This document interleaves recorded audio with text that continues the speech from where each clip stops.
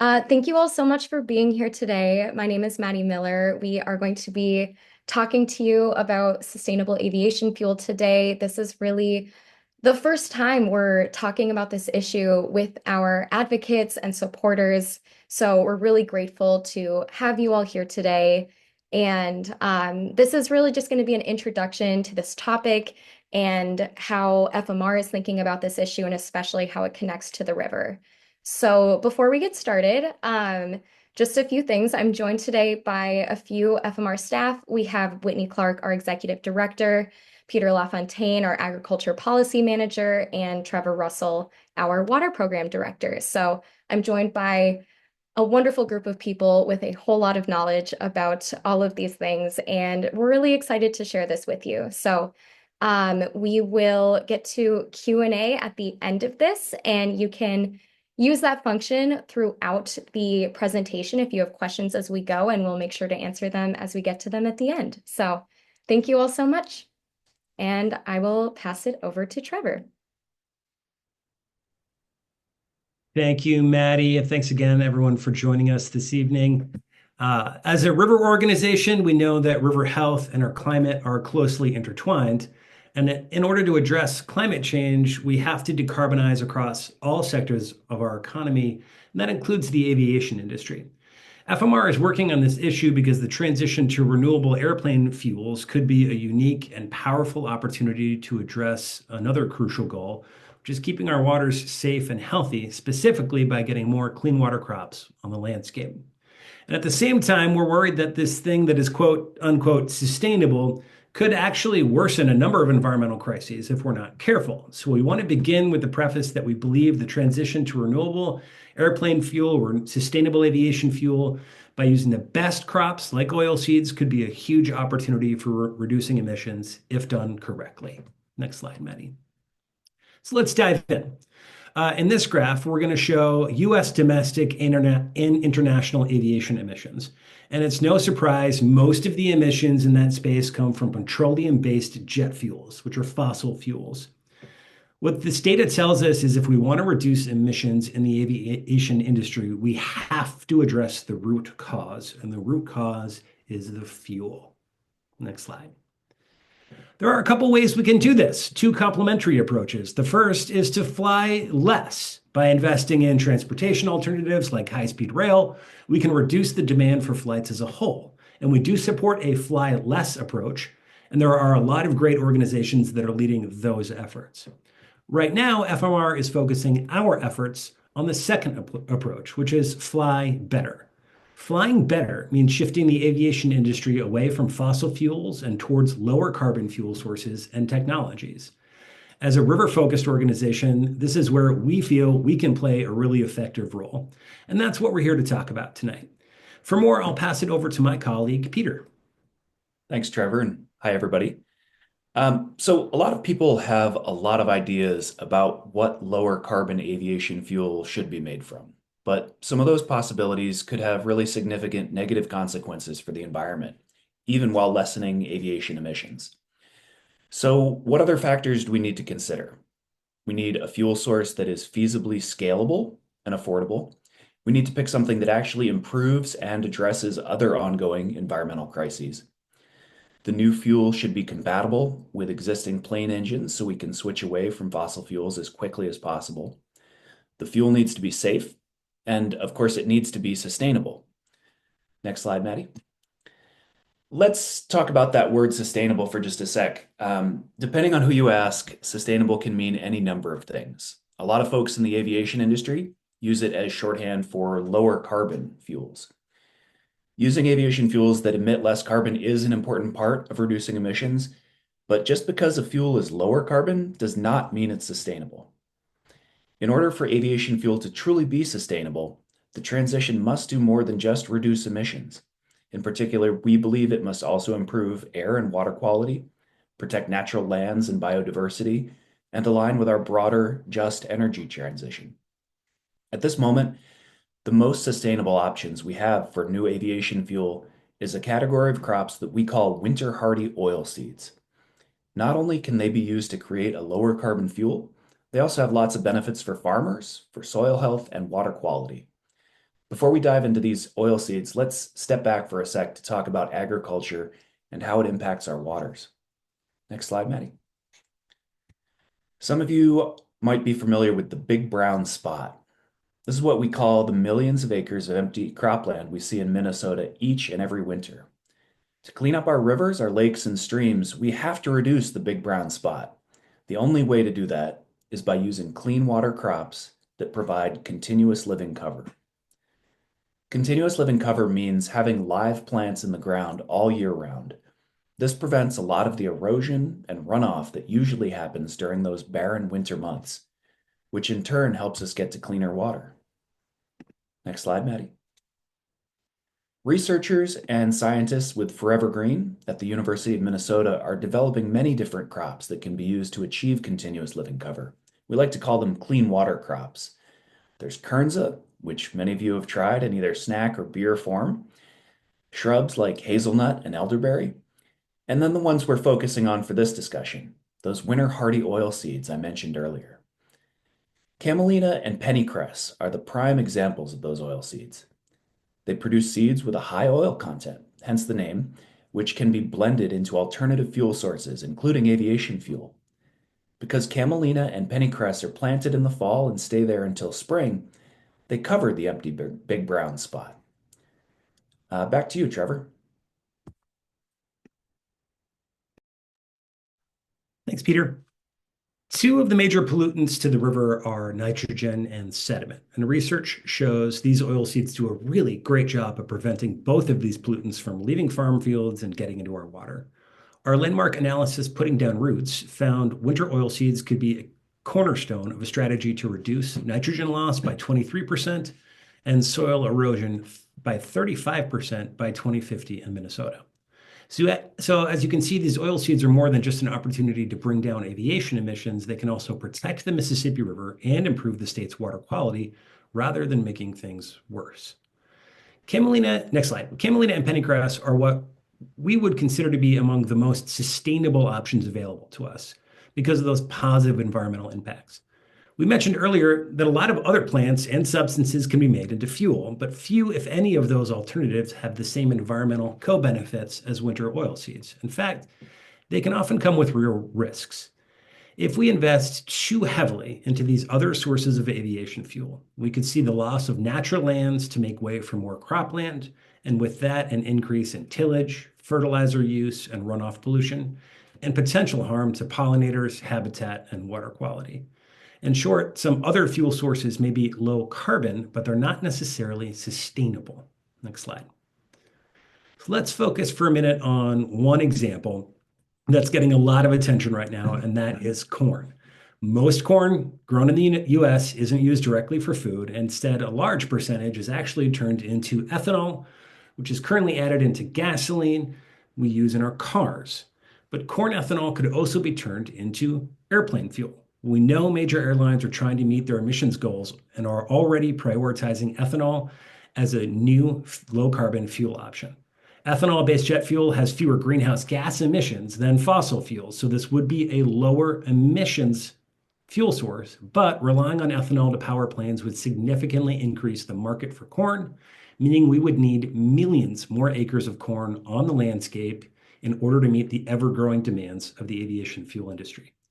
Without significant changes to growing practices, this would inevitably have dire consequences for our waters. Before we keep going, some of you may be wondering, what about batteries to electrify planes, or maybe you've heard of green hydrogen as a fuel source. We think those are potentially promising long-term options, but they're still a long, long ways off. They're expensive and they have technical hurdles that need to be overcome. Both would also require significant changes to airports and airframes themselves, which would be costly and time-consuming. Next slide. Climate change is an urgent crisis, and we can't afford to waste the intervening years or decades waiting for this new technology. We need to do everything we can, and we need to do it now, which is why alternative fuel sources are the best possible option for this moment in time. Next slide. As you can see on this slide from a local sustainable aviation fuel conference from last summer, there are a wide range of stakeholders, corporations, and organizations involved in addressing the challenges of decarbonizing the aviation industry. When you look at the people involved, you don't see many voices who are there to advocate specifically for the Mississippi River. And that's why we think it's important that FMR be involved in these conversations now, particularly because our experience and work with clean water crops is an important part of the solution to the river and community health. And with that, I'll pass it back to my colleague Peter to talk a little bit about a recent Camelina flight. Great. So, as Trevor mentioned, yeah, let's wrap up this presentation by noting that oil seeds are already taking flight. In September of last year, the first commercial flight powered in part with Camelina fuel flew from MSP to New York City.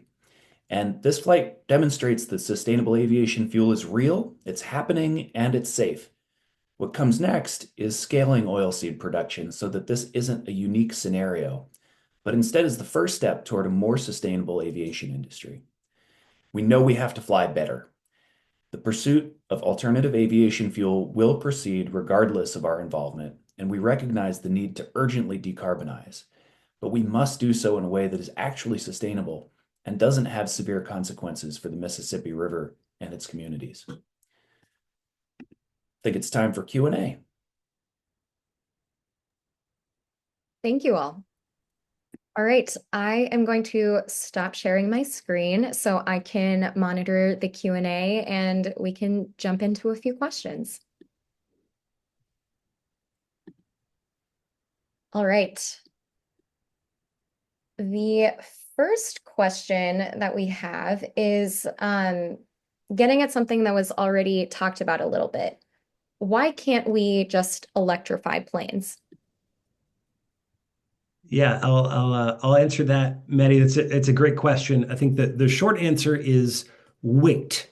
Even the largest commercially available batteries would only be able to power a relatively small plane for a relatively short distance due to their energy density constraints. A battery capable of getting a modern airframe into the air and over long distances would need to weigh many, many tons, and our modern airframes are simply not designed to carry that much weight. Virtually the entire cargo and passenger capacity of the plane would be dedicated to carrying the battery with it. And so for now, with current battery technology, commercial aviation isn't practical with electricity.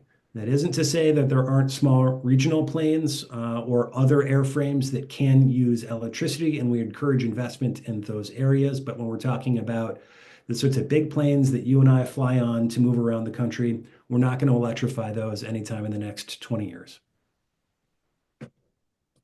Thanks, Trevor. All right. Um, I am going to jump to one more question related to this. What other possible fuel sources are there? Yeah, there are too many to count for a webinar designed to be at a high level like this one is, but I'll broadly say in the sort of categories of aviation feedstocks, there are plant feedstocks. So oil seeds, energy grasses, agricultural products, and forest residues would all be in the category of things we grow to turn into fuel. There are organic and municipal solid wastes. So from our waste stream, we can capture gases and turn those into aviation fuel. There are animal products, fats, oils, as well as greases from cooking waste and meat production that can also be used in sustainable aviation fuel. And a fourth category is algae, which is probably 30 years away and right now pretty expensive and difficult to scale. In addition, on the horizon is a hydrogen-based fuel source. So there are many different forms of hydrogen, but hydrogen, either in a gaseous form or in a liquid form, could be a long-term power source for the sustainable aviation fuel industry. But that industry is going to require significant investments and technological enhancements. And unlike the other fuels, hydrogen isn't a drop-in fuel. You can't put hydrogen in a normal airframe and have that plane operate. You would need to fundamentally redesign the engines, the plane itself, and the fuel delivery mechanisms. So right now it's expensive and it's technologically challenging. But what all of these have in common is that for anything to be considered SAF, it has to have at least a 50% greenhouse gas advantage compared to fossil fuels. So all of those things I just mentioned are at least half as polluting as a fossil fuel jet fuel. And so they all qualify as SAF. Thank you, Trevor. Um, let's talk a little bit more about oil seeds. We got a question about their kind of situation in Minnesota. Is the Corn Belt of Minnesota the right climate and soil for camelina? And has it been successfully grown here? Is it kind of grown in tandem with soybeans? How does all of that look? Yeah, that's a great question. I'll tackle it, and then maybe Trevor, you can pitch in if I miss anything. So the short answer is yes, it is very appropriate for our climate. The breeds under development by the Forever Green Initiative are designed specifically with our climate and soils in mind. Uh, Essentially, camelina is it's a crop that's been around for thousands of years, but it's mostly grown in the spring and summer. It's not a crop that has been historically used as an overwintering crop. And so by altering when we plant those oil seeds, we can really achieve a very different and more beneficial environmental outcome. To the second part of that question, it's sort of how it works, what rotations they're grown in. Um, right now, winter camelina is uh, able to be grown in a rotation, which means in a sequence with anything that you can take off, anything you can harvest relatively early in the year. So something like wheat is a prime example, even soybeans. You're harvesting them a bit earlier in the year than you are with a corn or a later emerging crop. And so you have time for that oil seed to get established in the soil, to put down some roots, and then it goes dormant over the winter. Just like every other plant that lives through the winter, it sort of and like us, frankly, we sort of hunker down, get through those cold months, and then early in the spring, when we're all bicycling around the lakes, camelina is popping up earlier than even weeds, earlier than most other crops, and it has a real head start with that early season sun, the early season precipitation, and nutrients that are remnant from the fall. And after that, you harvest the camelina relatively early in summer, and you have a whole other growing season for those summer crops to come in and ensure two harvests in the span of 3 years. So it's or rather, three harvests in the span of 2 years. Sorry, got my math backward there. Um, I think that's probably the 101. I would love to talk 202 level with anybody that's interested, so feel free to reach out to me afterward.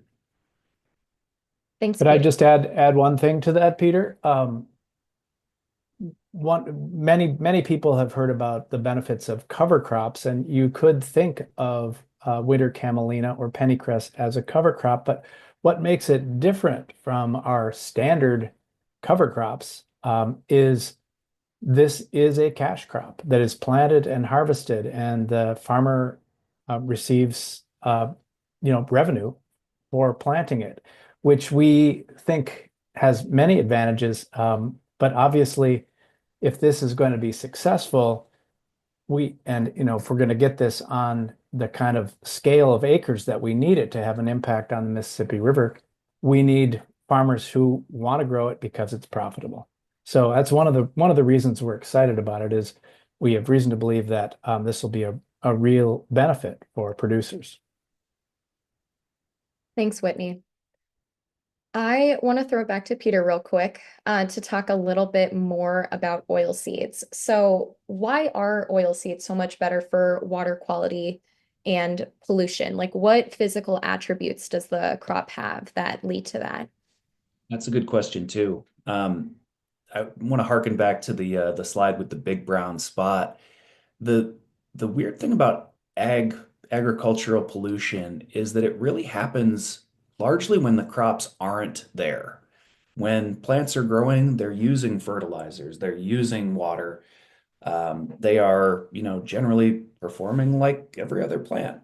And really, the problem starts after harvest. You have cut down your corn or your soybeans, and there's just not a living plant there to take advantage of nutrients, of fertilizers, of water. And as the roots degrade early in the fall, you're losing that capacity to even hold the soil together. You might have driven out on the highway and past a farm field recently and seen how the snow along the fields is largely dirty. You know, it's not from the highway, it's that land, it's that topsoil coming off as precipitation sort of makes that soil back into dirt, unfortunately. So really what oil seeds do is they provide both a sort of structural uh, barrier against erosion. They keep those that soil in place with living roots, and they're absorbing more nutrients and more water during the period of the fall and spring when they're not dormant. So it's really a sort of uh, filling in that big brown spot is the function of a winter crop. Now, there are perennial oil seeds that are under development by the university that may eventually allow for a year-round single crop cover. We're probably, a few years away from that, but that's a pretty exciting thing too, because it means that you don't even have to terminate the crop in the spring or early summer. You just let it grow. It'll grow again the next year, and you can still harvest. Are there other components to that, Maddie, that you feel should be explained? The other part of the question was if oil seeds help to sequester carbon and its role in that way. Man, that is a terrific question. Carbon sequestration is one of the more fascinating topics out there. The short answer is that most annual crops, like camelina, like corn, soybeans, wheat, there's just not a ton of evidence out there that they sequester carbon in the long term. All plants pull carbon in from the air and use that carbon to build their physical structures. The plant itself is largely made of carbon. When you harvest it and take it away, almost all that carbon goes with the harvest. Some is left in the roots. With a perennial plant, there are interactions happening between the roots and the soil that allow for some sequestration or at least long-term storage. With an annual plant, it's much less certain that that's occurring. There are just too many dynamics. But again, when you prevent the erosion of topsoil, you are keeping land in place. You are keeping whatever stored carbon there is on the landscape. So even if it is just an annual plant, it still has a sort of quasi-perennial effect when you're planting it in sequence with other crops, which can have a, positive impact on at least keeping the carbon that we have in the soil. Thank you, Peter. All right, we've got a few more questions. This next one is from a graduate student at the Humphrey School who is working with the Minnesota Department of Commerce on policy recommendations for sustainable aviation fuel. Their question is, what kind of policy recommendations would be on FMR's wish list? It's a great question. Pete, maybe you start with some of our forever green and continuous living cover crop policies, and I'll follow up with a few additional. Yeah, I mean, you could think of this largely in two buckets. You can think of investments in truly sustainable alternatives, and then you can think of things that we want to prevent from happening so that the train doesn't get rolling too fast before the track is laid. On the first component, investing in really sustainable solutions, we think that some of the most impactful things that we can do are investing in the research and development efforts of the University of Minnesota's Forever Green initiative. They are the reason that we have winter hardy oilseed varieties at all, more or less. They're the leading research institution behind those new crop varieties. They do a ton of great work on not just research, but commercialization, making sure that that market is established, that the infrastructure, that the supply chains are in place to ensure that when farmers plant this crop, that they have eventually a place to sell it into. So investments in Forever Green are top of the wish list.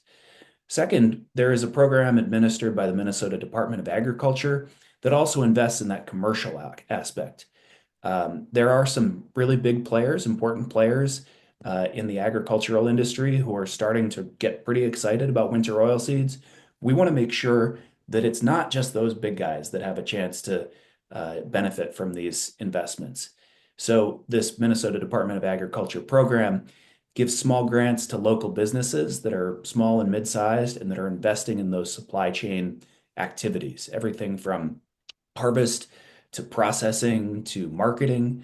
These are all things that we need. We can't just grow it and assume that it's going to get from the field into a plane's engine. There's an entire set of processes that needs to happen and an ecosystem of small businesses that is, uh, should be enabled and empowered to help that transition occur. TR, some of the bigger picture stuff.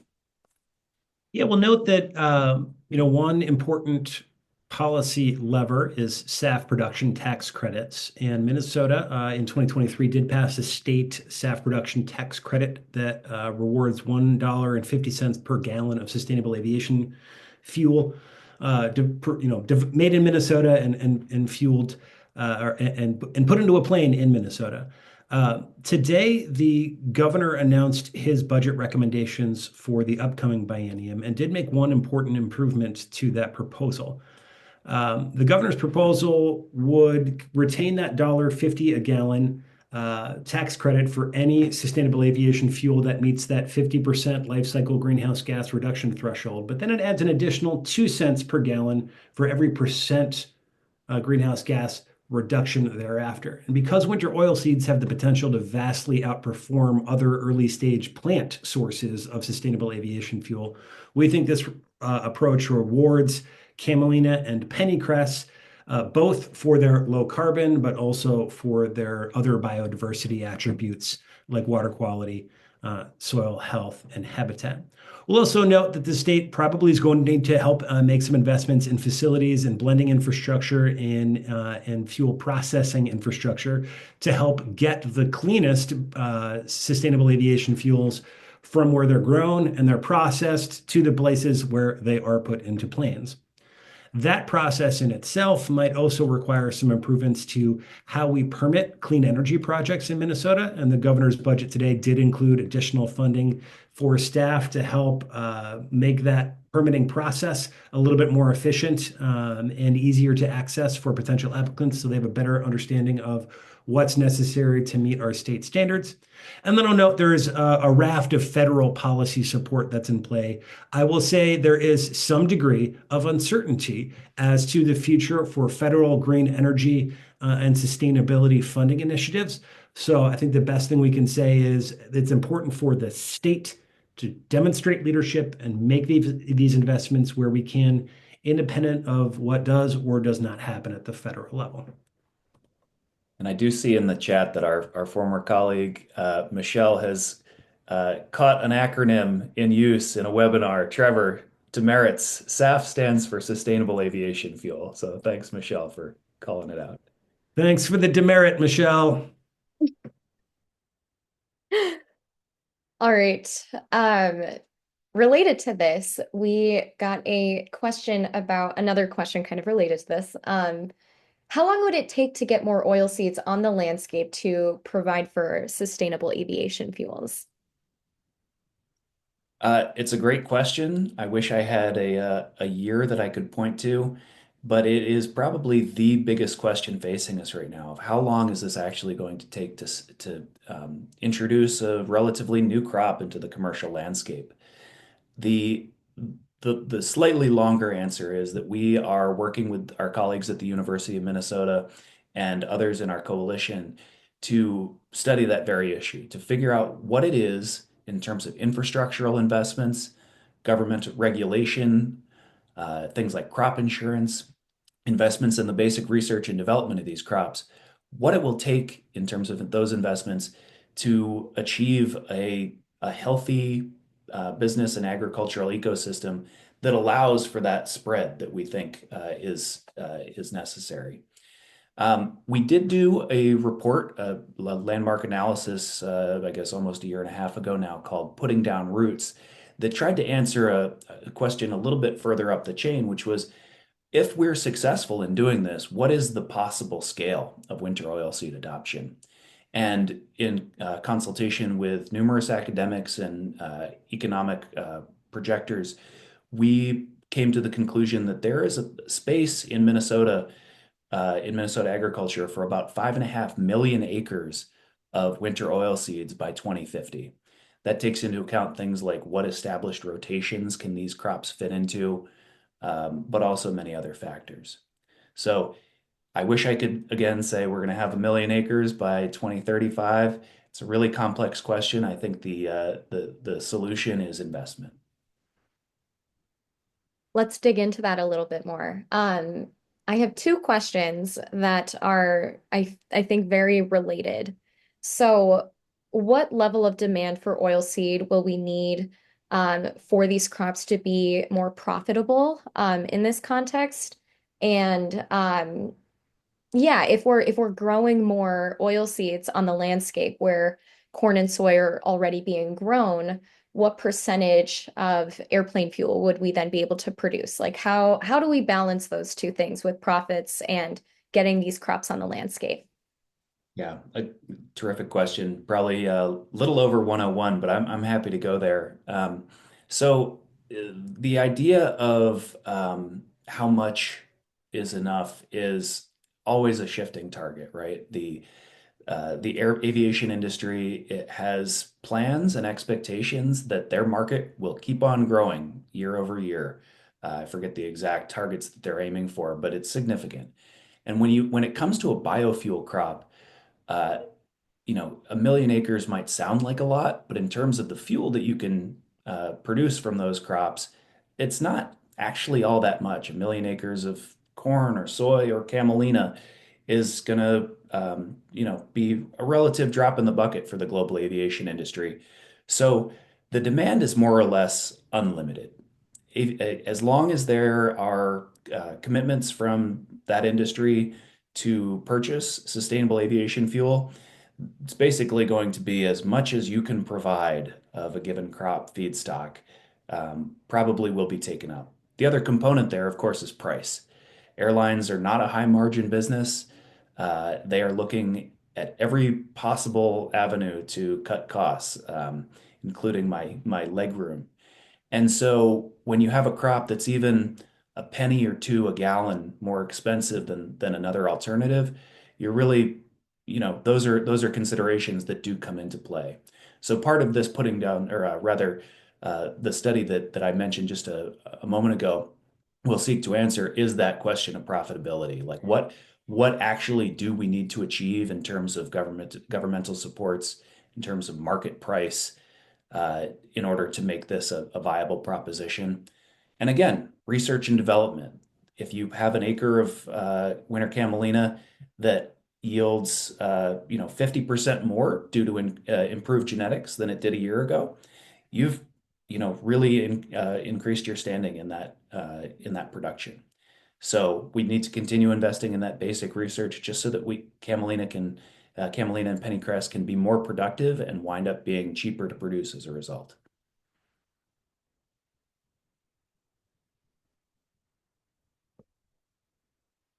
And Maddie, you're muted.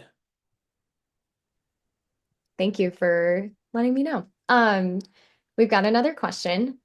What about the plans for a potential sustainable aviation fuel plant in Moorhead? What's moving already in Minnesota with this? Yeah, that's a tough one. So as the question indicates, there's been news in the last month or so about I think it's a loan guarantee for from the federal government that would go to a company that's investing in building a sustainable aviation fuel production facility up in Moorhead, Minnesota. Um, really solid information has been hard to come by. We are certainly concerned that because the available crops are largely corn stover, which is the stalks that are left after harvest, and other sort of first generation agricultural byproducts, including wood waste, that's likely to be what that facility uses to create its sustainable aviation fuel. As we've spent the past half hour telling you, those are not the most sustainable options, and they do have some really serious environmental consequences. Uh, particularly when it comes to this idea of continuous living cover. You might hear the idea of corn stover as being waste a lot out there, and really it's not. There's no real waste in the agricultural system. That corn stover, if it's left on the field, can really help to defray some of the impacts of rain and snowfall. It can help to hold the soil in place, and it can help to keep some carbon and nutrients on the landscape that then don't have to be augmented in the following growing season. So if you take that corn stover or wheat chaff away, you're essentially creating you know, exacerbating that big brown spot. That's something that we have to be really cautious of. So getting more information from that company, from state officials is going to be super important. There are also lots of other organizations that are concerned about water quality impacts in that region. So we'll be working in concert with those folks to make sure that we at least have information and can take whatever necessary steps to point things in a better direction. Thank you. Let's talk a little bit more about environmental consequences and pollution. You talked about nitrogen and sediment being some of the biggest pollutants to the river. What are the impacts of that pollution here in Minnesota? Yeah, I'd be happy to answer that one. You know, we do talk about nitrogen and sediment as two of the flagship pollutants to the Mississippi River. Water quality challenges in Minnesota are real. About 50% of our surface waters are impaired, which means they fail to meet at least one water quality standard. And that includes every mile of the Mississippi River from the headwaters to the Iowa border. In terms of sediment, we're most concerned about sediment because of its impacts on water quality. It can cloud water, making it difficult for fish to see. Sediment can also clog fish gills, making it harder for them to breathe and bury and suffocate fish eggs and other aquatic life. It can also make drinking water very expensive to treat, and sediment tends to carry nutrients like phosphorus with it. And when that sediment settles out on the bottom of, say, a lake, over time, that phosphorus is released and contributes to algal blooms, which have other aquatic life and water quality and recreation problems associated with them. In terms of status, right now, the Twin Cities Metro Mississippi River has about 9 times the annual sediment load than it did in pre-settlement conditions. And most of that sediment is flowing downstream to Lake Pepin, which is a natural lake on the Mississippi River about 60 miles south of the Twin Cities. There, the river naturally widens, the water slows, and sediment settles out. This is a 300 square mile or 300-acre lake.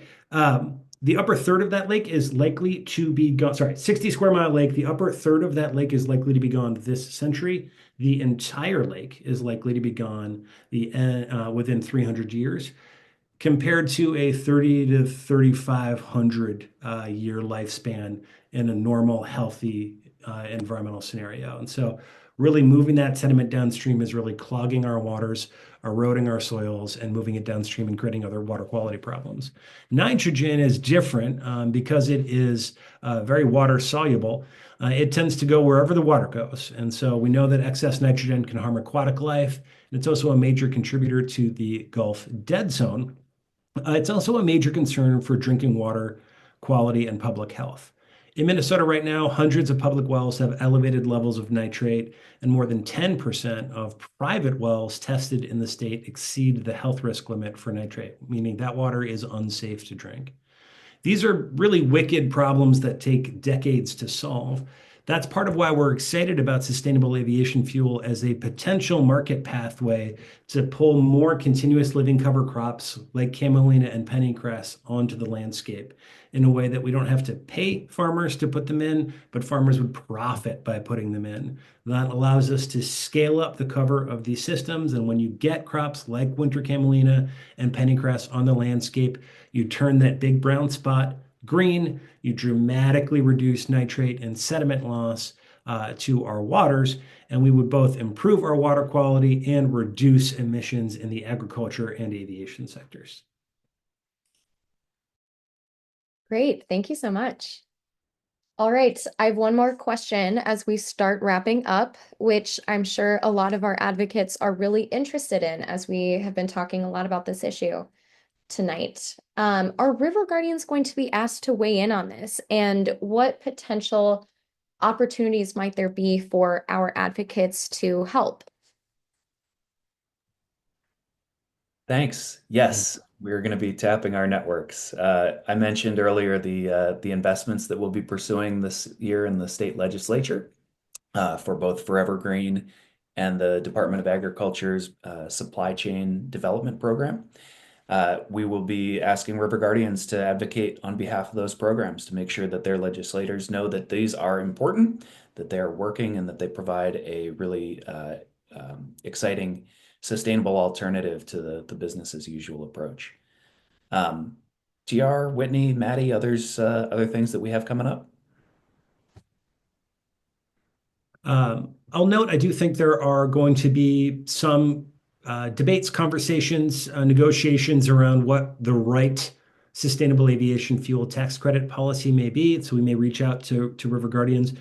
And then there are other related transportation policies that also have implications for winter annual oil seeds. So things like low carbon fuel standards in the state that would incentivize winter annual oil seeds in the diesel space for big, trucks and heavy machinery, um, and other policies that would help provide funding and infrastructure necessary to build out the sustainable aviation fuel supply chain so we can get from field to wing in an efficient and cost-effective manner. Those will all be part of the conversation this session. And if you want to learn more about other things that FMR is working on this session, I have a great event that you can all come to.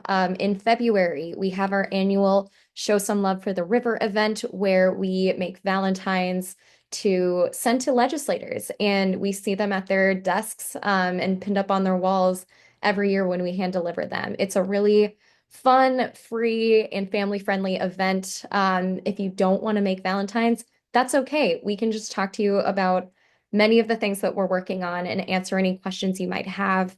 And we're also doing FMR and Mississippi River themed bingo this year with prizes. So it's going to be a lot of fun. And it's a really great and fun way to learn about all of the legislative priorities that FMR has for this year and the many different issues that we're working on. And you get to hang out with a lot of really wonderful staff. So, with that, I Maddie, will. if I can say, I mean, the Valentines might sound a little off kilter, but we really do see them at the Capitol. Like legislators spend most of their day getting badgered by folks. When they get a positive message, it really does help. So back to you, Maddie. Thanks, Peter. We hope to see you at that event. It's on our website if you want to learn more about it at fmr.org. Thank you all so much for joining us tonight. If you have any additional questions, please reach out to me or Trevor or Peter, and we'd be more than happy to talk more about this with you all. Thank you so much for spending time with us tonight, and we look forward to seeing you with FMR at a future event. Thank you all. Good night. Bye.